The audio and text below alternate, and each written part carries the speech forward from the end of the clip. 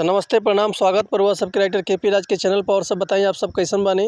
उम्मीद करती रहुआ सभी बढ़िया होखब अच्छा होखब। तो रहुआ सब खातिर लेके आ गए बनी बिल्कुल दर्दनाक, बिल्कुल ब्लास्ट, बिल्कुल हिट, बिल्कुल खतरनाक मैटर मर्द मेहरारू के स्पेशल सॉन्ग। एगो भैया कमेंट के ले काल कि केपी भैया रहुआ एगो गाना चढ़ाई खेसारी लाल के धुन पर कि फूलल फूलल फुलौना आवाज़ कर जाए, यही ट्रैक पर हुआ एगो गाना चढ़ाई। तो उनके फरमाइश रहा, यही वजह से हम रहुआ सब के बीच में एगो लेके नहीं गाना आज फूलल फूलल फुलौना पर मर्द मेहरारू के स्पेशल सॉन्ग। ऐसे पर रहुआ सबसे कहल चाहब के रहुआ गायकी में इंटरेस्ट बा, गायकी में कदम रखले बनी, गायकी कल चाहत तनी और रहुआ सबके बढ़िया बढ़िया मैटर नहीं मिलत, बढ़िया गाना नहीं मिलत, बढ़िया तुकबंदी नहीं मिलत, बढ़िया से गा नहीं पाओत, बढ़िया से और मिक्सिंग नहीं हो पात, बढ़िया से रिकॉर्डिंग नहीं हो पात, बढ़िया रहुआ सबके म्यूजिक नहीं मिल पात। तो अगर हमारे चैनल पर आ गए तो रहुआ सबके निराश मिले की जरूरत नहीं है। काहे से कि रहुआ सब खातिर हम हर एक प्रकार के सॉन्ग लिखिले, हिंदी होके चाहे भोजपुरी होके, चाहे रहुआ कोनो भी ट्रैक पर भोजपुरी गाना लिखवा सके, ऑर्केस्ट्रा संग, लव संग, बेवफाई संग, पूर्वी, निर्गुण, भजन, लोकगीत, लयदारी, रंगदारी, जातिवाद संग, चाहे रहुआ अपना मन पसंद के कोनो भी गाना लिखवा सके, वो बिल्कुल उचित चार्ज पर।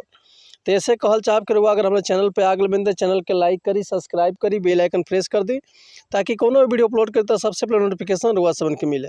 अगर वीडियो अच्छा लगा तो प्यारा सा कमेंट कर दी। चलिए देर ना करते हुए आज के मैटर देखा कैसे बा, कौन लाए है, कौन धोना रहुआ सबन के हम गा के बताओ। तो उम्मीद करते रहुआ सबके बेहद पसंद आई। तो चलिए गाना पर ध्यान दी।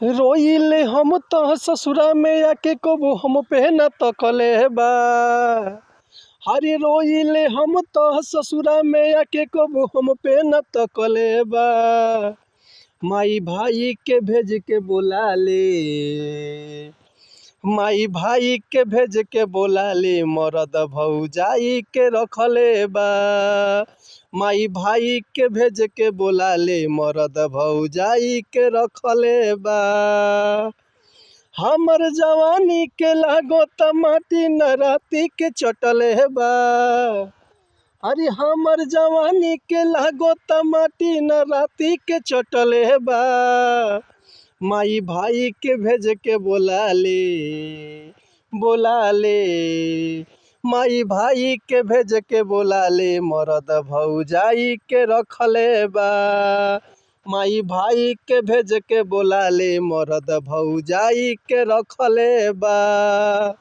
तो उम्मीद करतनी मैटर हुआ सबके बेहद पसंद आइल होई। अगर ये गाना के रहुआ फुल लिखवाल चाहतनी तो डिस्क्रिप्शन में हमारे कॉन्टैक्ट नंबर बा, व्हाट्सअप नंबर बा, कॉल कर सके, व्हाट्सअप कर सके, रहुआ के बिल्कुल उचित चार्ज पे फुल गाना मिल जाए। एक और बात रहुआ सबसे कहल चाहब कि अगर हमारे गाँव में कोनो मिस्टेक भइल होखे तो भैया हमरा क्षमा चाहतनी। ऐसे कि हम गायक ना ही रहुआ सबन के खाली बता सकिले, समझा सकिले, ये रहुआ ऊपर डिपेंड करता रहो। जितना बढ़िया से गायकी करब उतना बढ़िया से और गाना मार्केट में बाजी। तो चलिए मिलते हैं नेक्स्ट वीडियो में कुछ नया गाना, कुछ नया धुन, कुछ नया कंपोजिशन लेके। तब तक के लिए रहुआ सबसे अनुमति चाहतनी। अगर वह कोनो भी तरह के म्यूजिक भी बनवाल चाहतनी तो बेहिचक कॉल या व्हाट्सअप कर सकतनी। हमार कॉन्टैक्ट नंबर बा 81 78 24 48 75 और व्हाट्सअप के नंबर बा 73 80 37 39 72। तो वह कॉल या व्हाट्सअप कर सकतनी। तो मिलते हैं नेक्स्ट वीडियो में, तब तक के लिए नमस्कार, प्रणाम, जय हिंद, जय भारत, जय भोजपुरी समाज, हर हर महादेव, जय शिव शंभो।